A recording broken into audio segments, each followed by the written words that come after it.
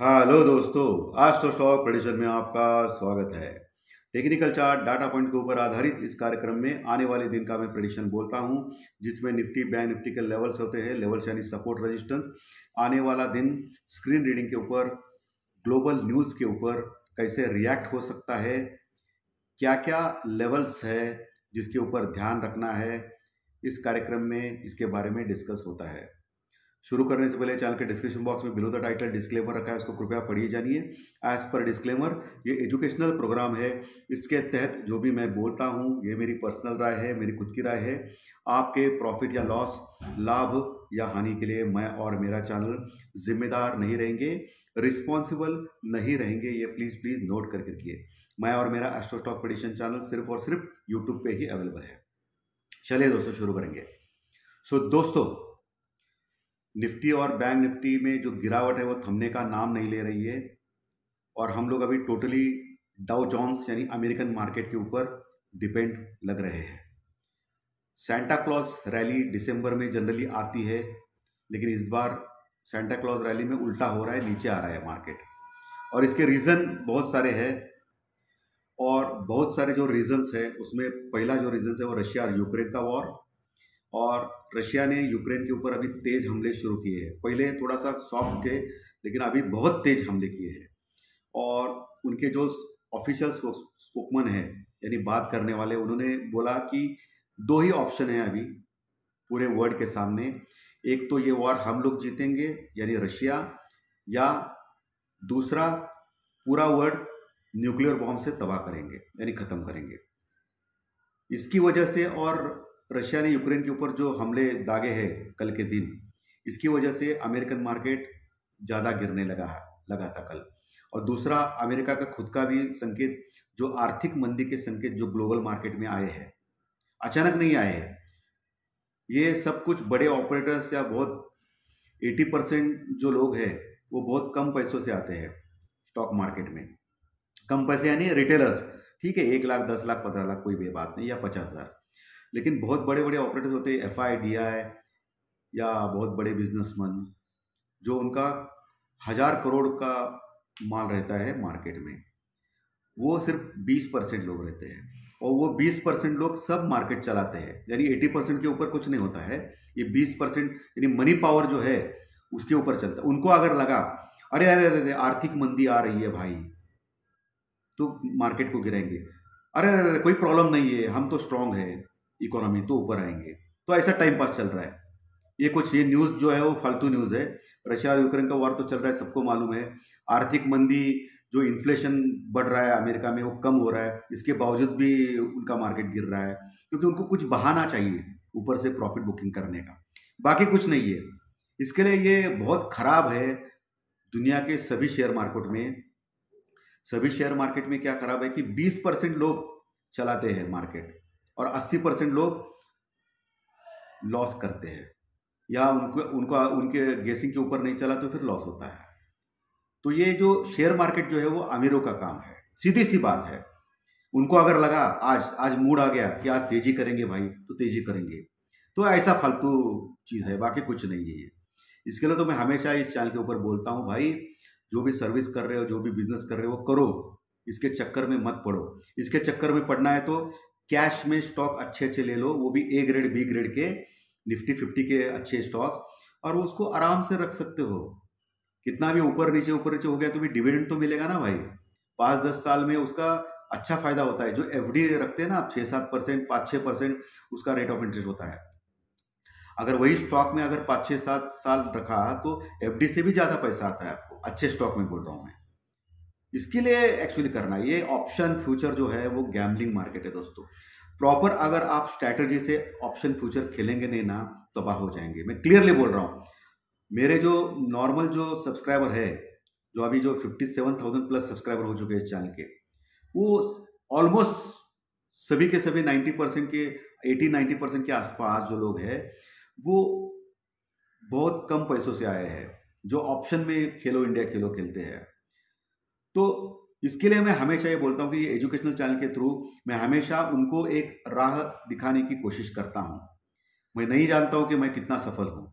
मैं हमेशा ये भी नहीं बोलता हूँ कि मैं 100% सफल होता हूँ। लेकिन 70 to 80% में हमेशा बोलता हूँ कि मैं उनको सही राह दिखाने के लिए मैं ट्राई करता हूँ। क्योंकि ये लोग क्या करते हैं कि कर्जा लेते हैं, कर्जे में डूब जाते हैं, फिर हार जाते हैं जुआ शेयर मार्केट में, ऑप्शन फ्यूचर में, फिर आते हैं, फिर कर्जा लेते हैं, फिर सोना लेता है, सोना भी खत्म हो जाता है, फिर घर गिरवी रखते हैं, क्योंकि उनको लगता है कि मिलेगा, फिर से हमारे सब खोए हुए पैसे मिलेंगे। लेकिन खोए हुए पैसे कभी नहीं मिलते दोस्तों। खोए हुए पैसे कहाँ मिलते हैं? जो लोग कैश में काम करते हैं, स्टॉक में रखते हैं, अच्छे अच्छे स्टॉक में 5-6 साल, 8 साल, 10 साल, उनके कभी 80-90% उनके पैसे कभी जाते नहीं है, वो प्रॉफिट में ही रहते हैं। लेकिन ऑप्शन और फ्यूचर जो होता है वो वीकली एक्सपायरी के कारण सब बर्बाद हो गया है, बाकी कुछ नहीं।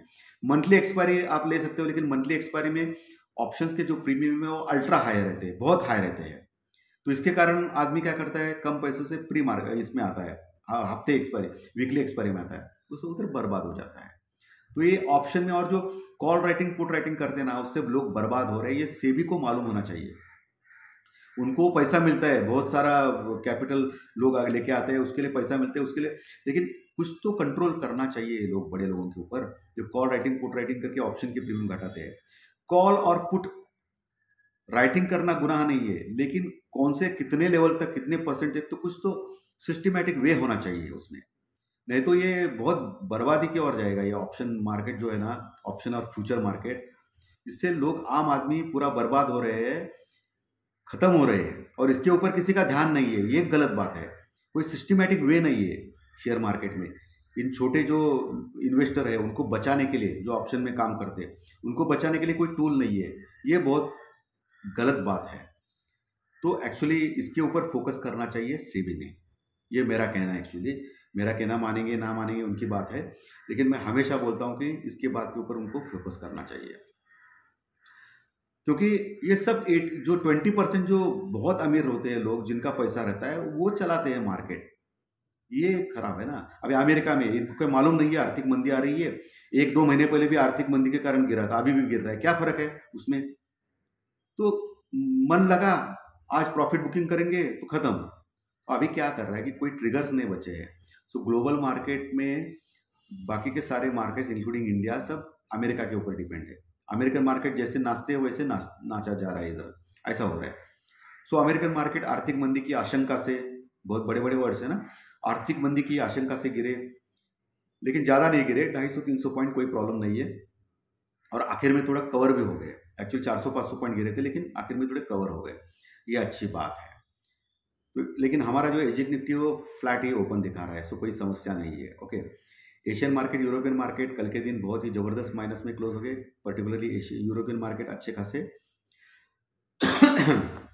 हमारा मार्केट ने कल नागिन डांस किया, यानी नीचे ऊपर, नीचे ऊपर, नीचे जाता था, फिर पॉजिटिव आता था। निफ्टी, बैंक निफ्टी पॉजिटिव भी आ गए थे ऑलमोस्ट, बैंक निफ्टी तो पॉजिटिव आ गया था, फिर नीचे आता था, फिर ऊपर जाता, फिर 2-3 बार ऐसा हो गया बॉस, ऊपर नीचे, यानी टोटली वोलेटाइल मार्केट था और टोटली मिक्स मार्केट था। पॉजिटिव कह सकते, नीचे आने के बाद पॉजिटिव कह सकते, अच्छी शॉर्ट कवरिंग आ गई, उसमें पैसा बन गया। और मेरे पर्सनल ट्रेडिंग में, ऑप्शन हेजिंग में हम लोगों ने कम से कम 3 बार पैसा बनाया, ओके, इस वोलेटिलिटी का। तो ये वोलेटिलिटी जो है ऊपर नीचे, उसका फायदा भी लेना आना चाहिए, क्योंकि वो सिस्टमेटिक वेज रहता है, स्ट्रैटेजी होती है, उसके ऊपर आप काम कर सकते हो।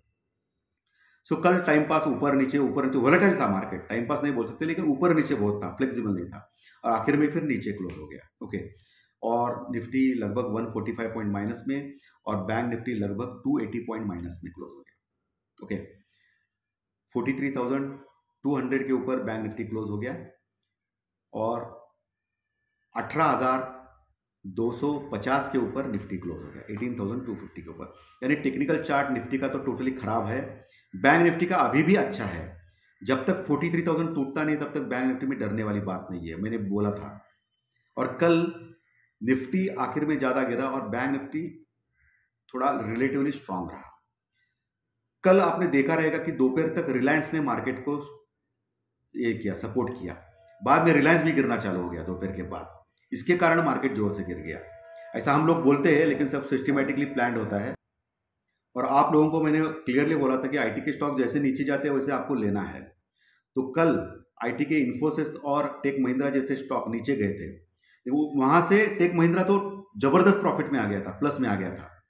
इसके लिए मैं हमेशा बोलता हूँ टेक आईटी के स्टॉक नीचे गए रे गए आपको लेना है बस प्रॉफिट कमाने के लिए। Okay.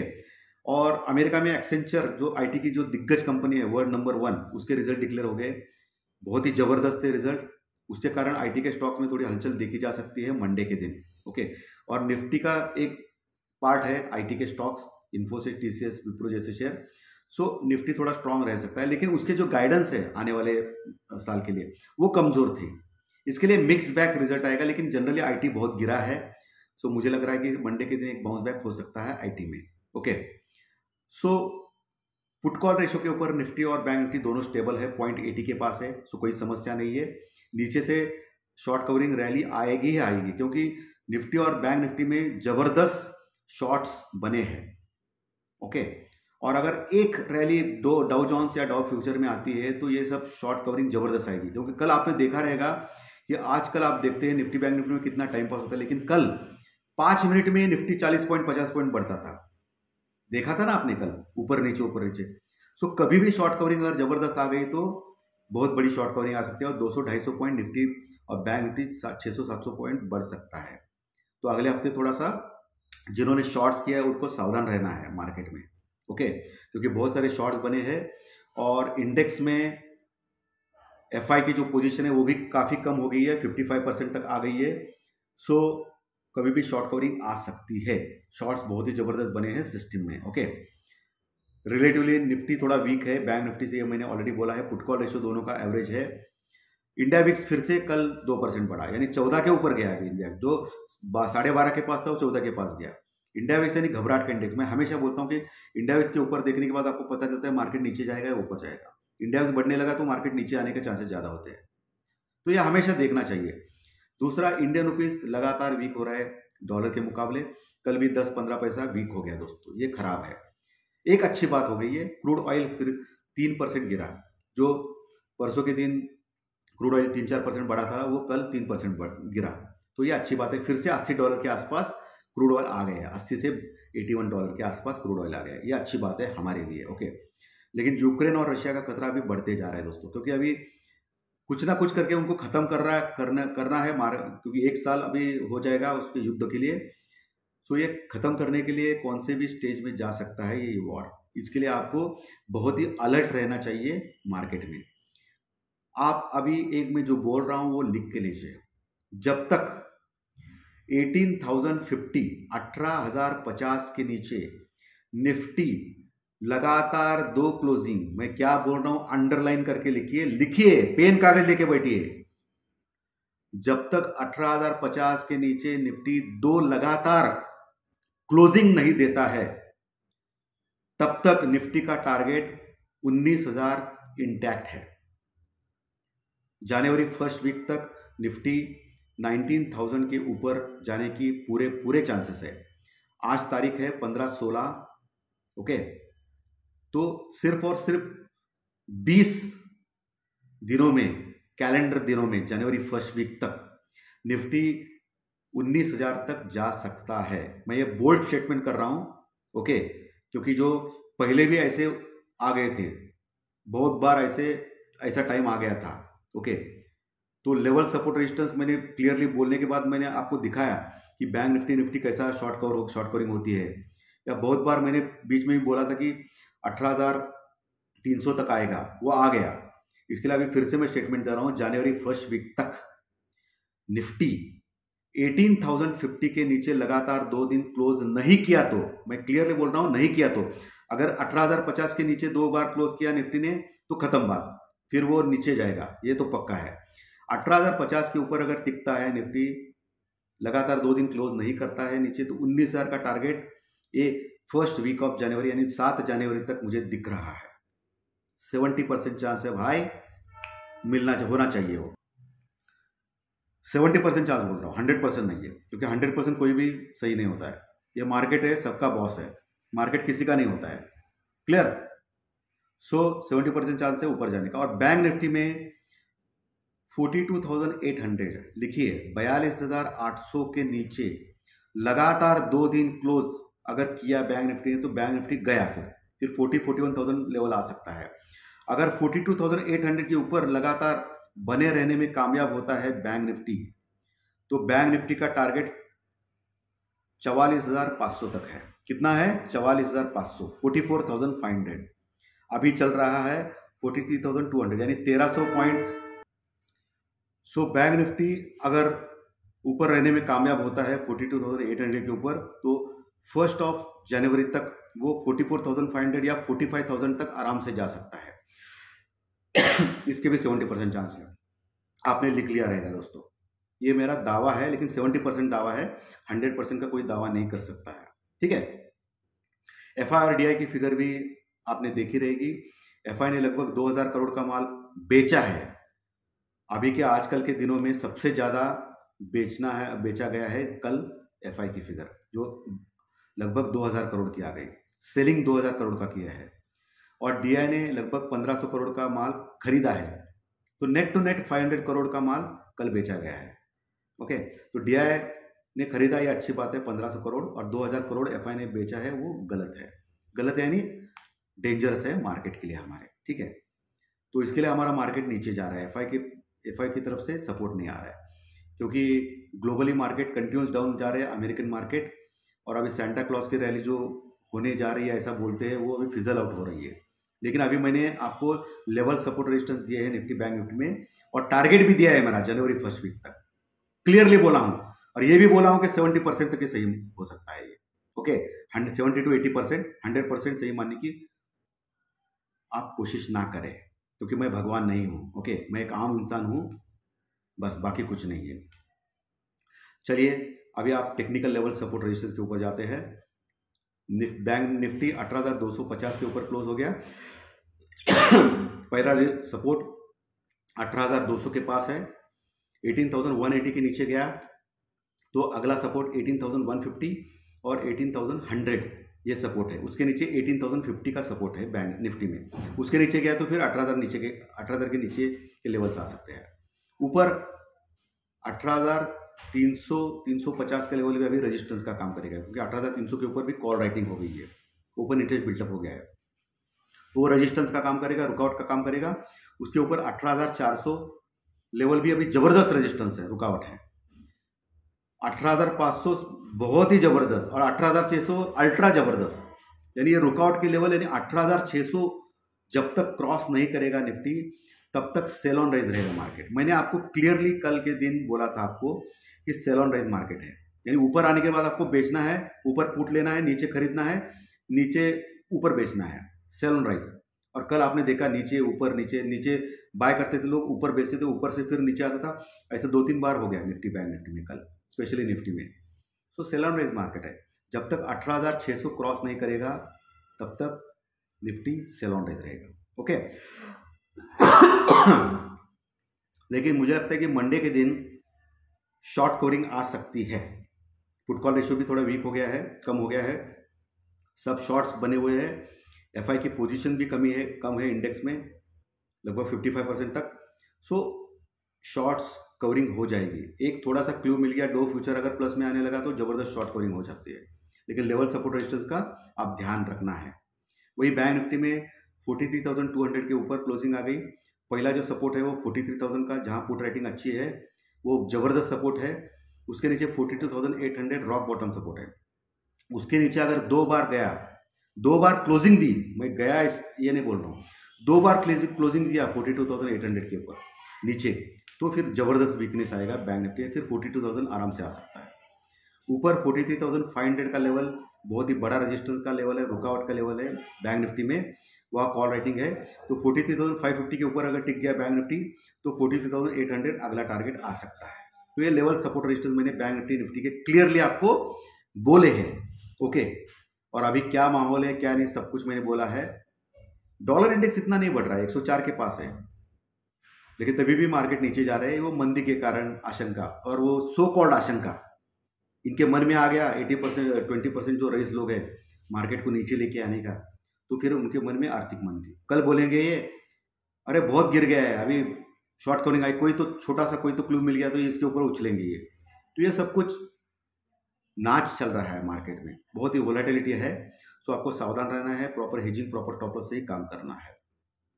So thank you very much दोस्तों। आज का विश्लेषण अगर अच्छा लगा तो लाइक का बटन दबा के प्रोत्साहित कीजिए। नए दर्शक सब्सक्राइब का बटन दबा सकते हैं अगर अच्छा लगा तो, क्योंकि सब्सक्राइब का बटन दबाएंगे यूट्यूब पे तो आपको हर दिन प्री मार्केट रिपोर्ट सुबह 7:30 बजे, टेक्निकल डाटा और ज्योतिष शास्त्रीय प्रेडिक्शन कार्यक्रम जिसमें डिग्रीज है मेरे, प्रेडिक्शन में बोलता हूँ, वो भी कार्यक्रम आपको यूट्यूब पे फ्री ऑफ कॉस्ट देखने को मिलेगा। लेकिन सब्सक्राइब का बटन दबाना बहुत ही इंपॉर्टेंट है, और इसके कंटेंट आपके दोस्तों में शेयर कीजिए दोस्तों, ताकि हम लोग बहुत फास्टली 1 लाख सब्सक्राइबर के पास जाएंगे। क्योंकि अभी 57,000 प्लस सब्सक्राइबर है, नंबर 1 फाइनेंशियल एस्ट्रोलॉजी चैनल है पूरे यूट्यूब पे जो रनिंग चैनल है। 1 लाख सब्सक्राइबर का उद्देश्य है जो आपकी मदद से ही क्लियर हो सकता है। So thank you very much दोस्तों। कल मिलेंगे ज्योतिष शास्त्रीय प्रेडिक्शन कार्यक्रम में। Thank you.